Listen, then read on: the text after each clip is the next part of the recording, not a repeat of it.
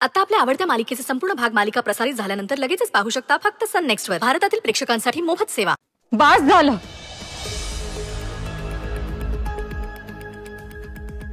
आजी आजी प्लीज तुम्ही तरी काहीतरी बोला. या काकूंवर आरोप केले जात आहे. यांनी चोरी केलेली नसताना सुद्धा, यांच्या विरोधात पुरावा नसताना सुद्धा यांच्यावर आरोप केले जात आहेत. आजी प्लीज काहीतरी बोला. आजी प्लीज. आराध्या, अगं समोर सगळं दिसतंय, सगळं घडतंय आणि तुला कसला पुरावा हवाय दुसरा? तूच सांग. आजी मला माफ करा, पण तुमचा गैरसमज होतोय. मी हा हार नाही चोरलाय. श्रेयस, तू ना खूप मोठ्या मनाने आम्हाला या घरात आश्रय दिलास.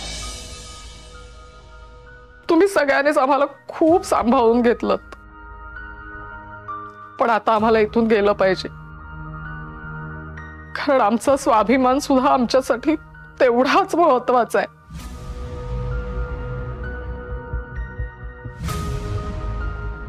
इथे आल्यापासून आमच्यावर खूप आरोप झाले. कदाचित आम्ही तुमच्यापेक्षा खूप गरीब आहोत म्हणून असेल, पण मी सगळं सहन केलं, काहीच नाही बोलले. पण आता हा चोरीचा आरोप माझ्याच्याने नाही सहन होते.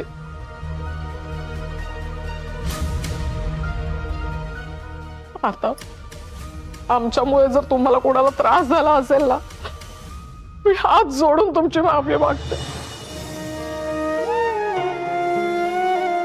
पाहिजे तर तुमच्या पाया पडते.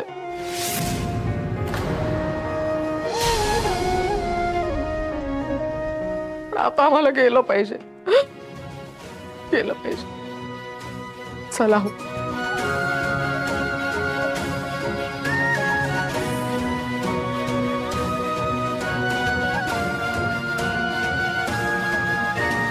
थांबा.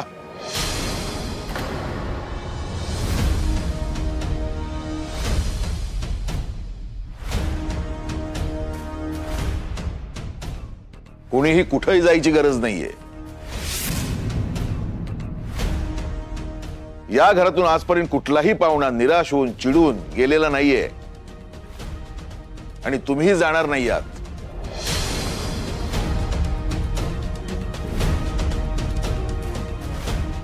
हे बघ यशोधरा, तुझा फक्त संशय आहे त्यांच्यावर,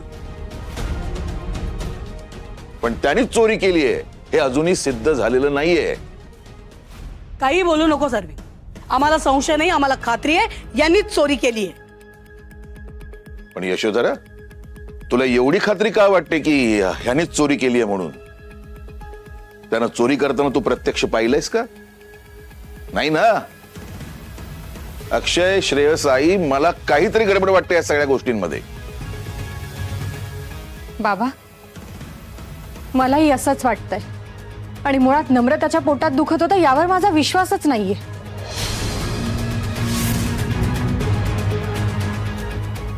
सॉरी, बट नम्रताला बरं वाटत नव्हतं म्हणून मी तिच्या खोलीत तिला बघायला गेले होते. बट मला असं वाटलं नाही की तिच्या पोटात दुखतंय किंवा तिला त्रास होतोय. ती खूप आरामात बसली होती.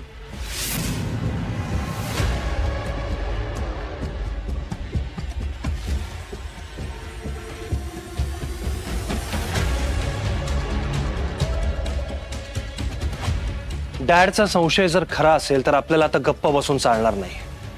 म्हणजे नक्की काय करणार आहेस तू? नम्रताच्या रूमची चेकिंग.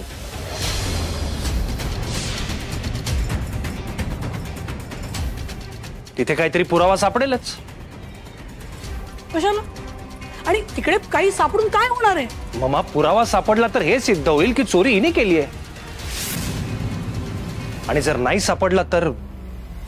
असं असेल तर तुम्ही आमच्याही खोलीची झडती घेऊ शकता. आणखीन दागिने लपवले असतील तर तेही सापडतील. काही मला तुमचं हे म्हणणं अजिबात पटत नाहीये. का? नाही, आणि मलाही खात्री आहे तुम्ही काहीही चुकीचं केलेलं नाहीये, त्यामुळे तुम्ही अजिबात टेन्शन घेऊ नका. नाही, आम्हाला वाटतं यांच्या रूमची पण चेकिंग व्हायला पाहिजे. आम्हाला पण बघायचंय ना, यांच्या रूम मध्ये एका मागोमागे आमच्यासारखे दागिने येतातच कुठून. यशोधरा बस.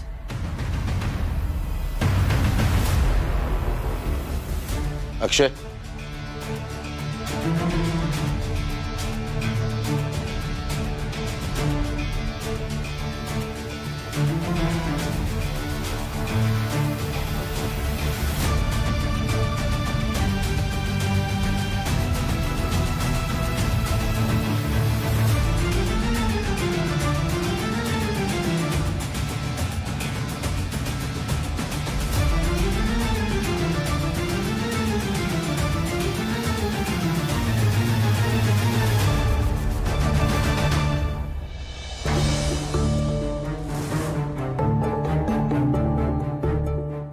सॉरी काका, सॉरी काकू, आमच्यामुळे तुम्हाला खूप त्रास झाला. मी हात जोडून तुमची माफी मागतो. चल.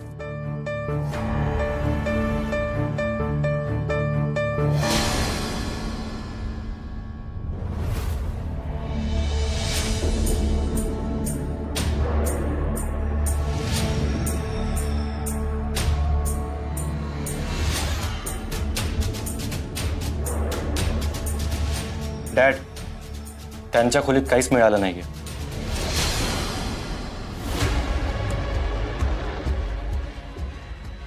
मला आधीच खात्री होती. आणि आता नम्रताची रूम सुद्धा चेक करायला हवी. काय यशोधरा? या ऑफकोर्स, आम्हाला काहीच प्रॉब्लेम नाही. चला, मी पण येतो. चल चल.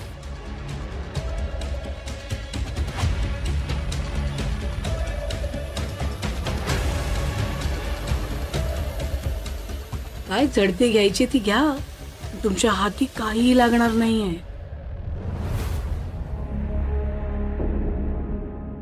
आत काही नाही सापडलं.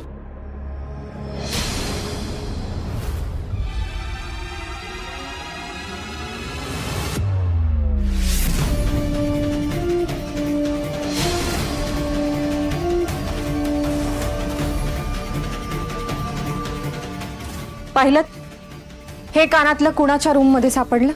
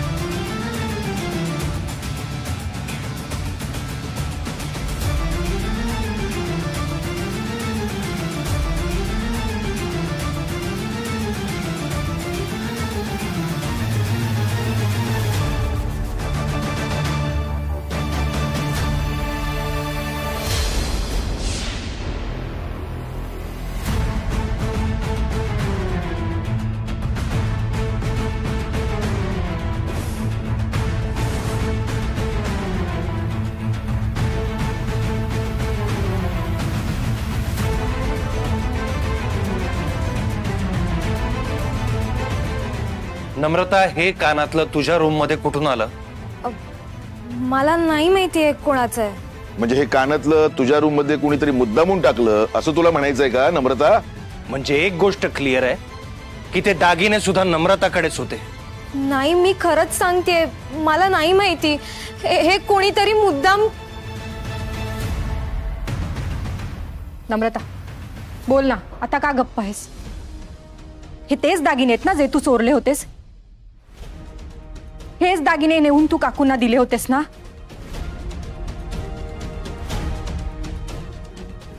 हे कानातलं तुझ्या दागिन्यांमध्ये कसं आलं? नम्रता मी तुझ्याशी बोलते, बोल. नाही. त्यांना दिलेल्या दागिन्यांमध्ये हे कानातलं नव्हतं.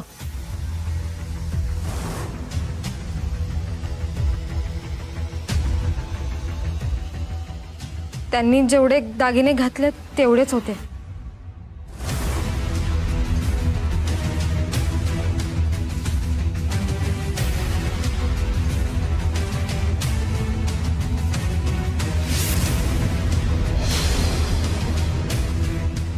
म्हणजे आशाताई म्हणत होत्या ते खरं आहे, हे सगळे दागिने तूच त्यांना दिलीस.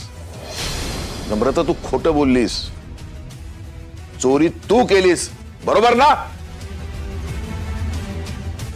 बाबा आता ही काहीच बोलणार नाही, कारण हिच्याकडे बोलायला काहीच नाही. हो पण काय? पण माझ्याकडे खूप काही आहे सांगण्यासारखं. म्हणजे नक्की काय म्हणायचंय तुला? हिने हे दागिने काकूंना दिल्यानंतर मधल्या काळात काय घडलं हे तुम्हा कुणालाही माहिती नाहीये.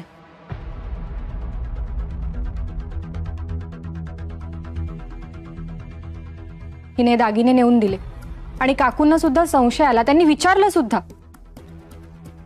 की आराध्याने हे दागिने माझ्यासाठी का पाठवलेत. त्यावर हिला सुचलं, वाटलं ते उत्तर हिने दिलं, पण काकूंचं त्यावर काही समाधान झालं नाही. म्हणून त्या शहानिशा करून घ्यायला माझ्याकडे आल्या. हो नम्रता, तुला वाटलं असेल की ह्या माझ्याकडे काही विचारायला येणार नाही, काही बोलायला येणार नाही, कारण ममांनी त्यांना तसे इन्स्ट्रक्शन्स दिले होते ना की पूजेच्या कुठल्याही कामात तुम्ही लुडबुडू करायची नाही, कुठली मदत करायची नाही. पण नम्रता, प्रामाणिकपणा हा माणसाचा असा गुण असतो जो आपल्याला संकटात टाकतो सुद्धा आणि वाचवतो सुद्धा. अगं पण मग तू तेव्हाच काकूंना सांगितलं का नाहीस की ते दागिने तू पाठवले नाहीयेस, घालू नका म्हणून?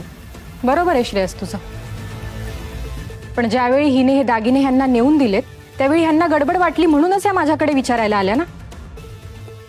आणि मलाही प्रश्न पडला की हे दागिने हिच्याकडे आले कसे. ह्याचाच अर्थ ममाच्या दागिन्यांची चोरी हिनेच केली.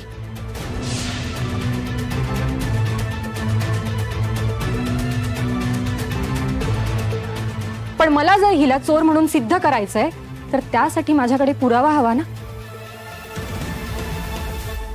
मी असंच येऊन जर तुम्हा सगळ्यांना सांगितलं असतं तर तुम्ही माझ्यावर विश्वास ठेवला असता का? आणि म्हणूनच मी काकूंना सांगितलं की तुम्ही हे दागिने घाला.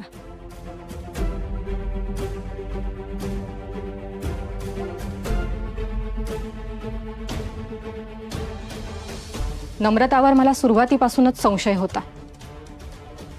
ज्यावेळी बाबांच्या गोळ्या चेंज झाल्या, त्यांना त्रास झाला, त्यावेळी मला वाटलं की हे काम त्याचंच आहे जी व्यक्ती ममा बाबांच्या रूम मध्ये सतत ये जा करत असते आणि ज्या व्यक्तीवर कुणालाही संशय येणार नाही. काय? राईट.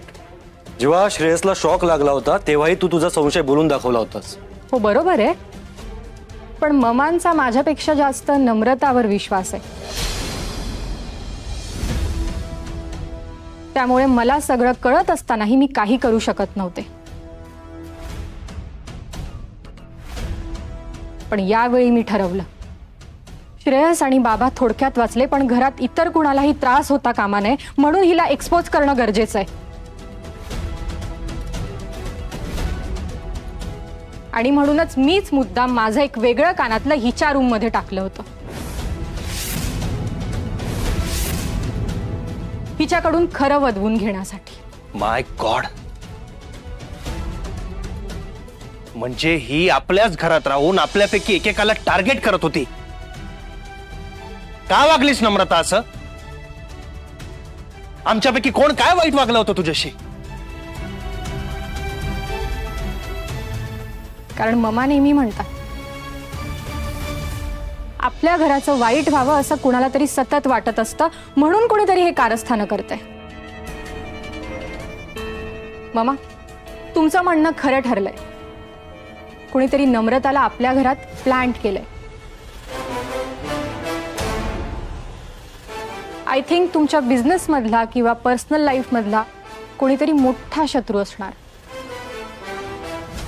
ज्याला तुमचं चांगलं झालेलं बघवत नाही.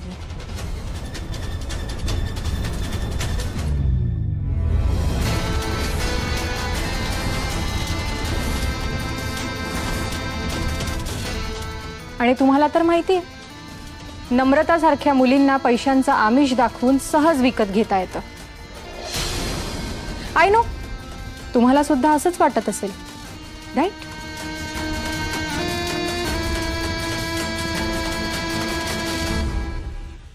हो आराध्या, पैसे देऊन कुणाचं इमान, प्रामाणिकपणा सहज विकत घेता येतो.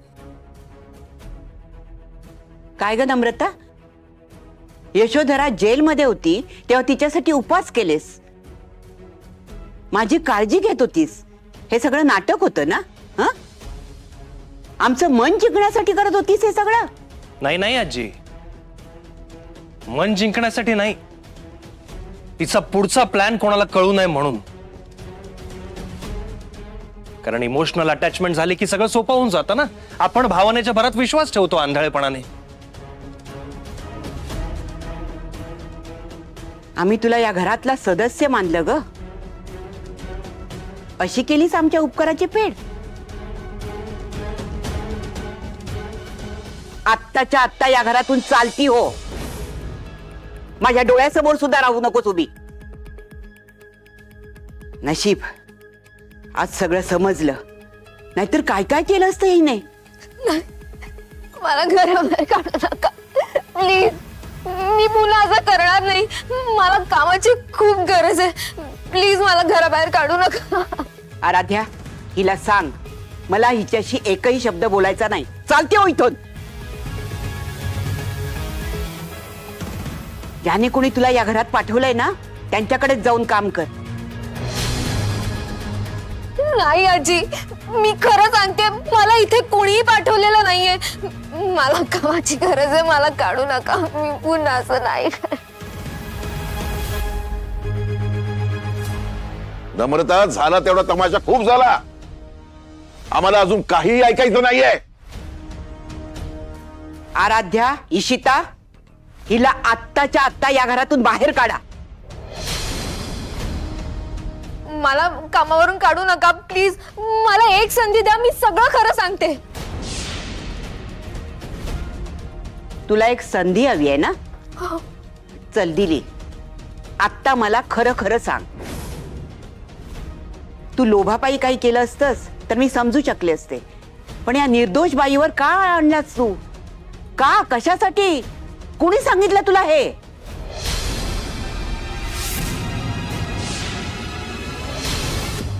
बोल ना नम्रता, आता आजी काय विचारते त्याचं उत्तर दे. आजी, आजी, जेव्हापासून या बाई घरात आल्यात ना, तेव्हापासून माझ्यावर खूप कामाचा लोड आलाय. त्या दिवशी हा मला माझं काम शिकवत होत्या, मला खूप राग आला. मग यांना कधी घराबाहेर काढेन असं झालं होतं मला. म्हणून मी मुद्दाम त्यांना हे दागिने दिले, म्हणजे त्यांच्यावर चोरीचा आळ येईल आणि मग तुम्ही सगळे त्यांना बाहेर काढाल, म्हणून मी हे सगळं केलं. अगं, तू मला माफ कर, मी पुन्हा असं नाही करणार आजी. मला कामाची खूप गरज आहे. माझा भाऊ खूप आजारी आहे, त्याच्यासाठी तरी प्लीज मी पुन्हा असं नाही करणार. मला काहीही शिक्षा द्या, मला ओरडा मारा, पण मला नोकरीवरनं काढू नका प्लीज. नम्रता, तुझी कामं वाढतात म्हणून यांना घराबाहेर काढण्यासाठी चोरीचा आरोप केलास तू त्यांच्यावर. किती भयंकर विचार आणि वृत्ती आहे तुझी. नाहीतर काय, अशा मुलीला या घरात जागाच नाही. या घरचं खायचं, त्या घरचेच वासे मोजायचे. आज या बाईच्या बाबतीत अशी वागली, उद्या कोणाच्याही बाबतीत असं वागू शकेल. अशा खुनशी वृत्तीच्या मुलीवर आता मला विश्वास ठेवायचा नाहीये. खरंय आजी, हिच्यामुळे या बिचाऱ्या काका काकूंना किती त्रास झाला, अपमान सहन करावा लागला. आणि एवढा कसला राग आहे, कामं सांगितली म्हणून? असली व्यक्ती आपल्या घरात नकोच. सर, अक्षय सर, मला माफ करा प्लीज. मला एक संधी द्या, मी खरंच पुन्हा असं काही करणार नाही. मी वाटेल ती शिक्षा भोगायला तयार आहे. पण मला नोकरीवरनं काढून टाका प्लीज. नम्रता, पुढच्या वेळेला तुझं असंच एखादं कारस्थान उघडकीस येईल की नाही हे माहिती नाही ना आम्हाला. नाही डॅड, मला तर वाटतं यावर काही चर्चाच नको. नम्रता, तू प्लीज इथून जा. या घरात तुझ्यासाठी जागा नाहीये यापुढे. एक मिनिट श्रेयस, एक मिनिट. नाही, आता बराच वेळ आम्ही काहीच बोललो नाही, कारण आम्ही तुमच्या सगळ्यांचं ऐकत होतो. नाही, लेट मी बी क्लिअर. आम्हाला हे पटलंय, नम्रता चुकलीच आहे, चुकीचंच वागली आहे. बट यू नो व्हॉट, माणूस आहे, चुका होतात. आणि समोरच्याची चूक माफ करणं यातच मोठेपणा असतो. मम्मा, पण हिने केली आहे ती चूक नाहीये, गुन्हा आहे तो. या बिचाऱ्या काका काकूंना. एक मिनिट श्रेयस. नाही म्हणजे आम्हाला सगळं कळतंय, सगळं पटतंय, पण म्हणून नम्रताला तडकाफडकी नोकरीवरनं काढून टाकणं हा निर्णय आम्हाला नाही पटत आहे. मुळात ती चूक कबूल करते, माफी मागते. आम्हाला वाटतं की आपण तिला एक संधी द्यायला